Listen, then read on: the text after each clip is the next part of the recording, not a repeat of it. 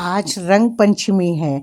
हम सब सखियों ने मंदिर में जाकर मंदिर को खूब सजाया, भगवान की खूब पूजा करी। पूजा करके हम लोग ने होली के गीत गाए। होली के गीत गाने के बाद खूब होली खेली फूलों की लेकर, फिर फूल की होली के बाद गुलाल की होली खेली। सभी ने खूब, सबको बहुत मज़ा आया। फिर हम सब ने मिलकर भगवान की आरती की। आरती के बाद प्रसाद को सबको बाँटा।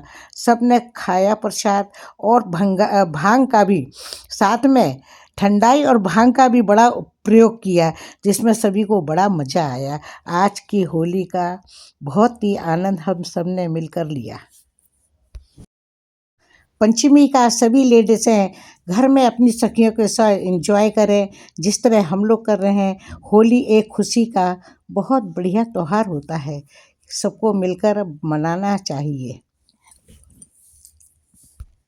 सभी को हैप्पी होली।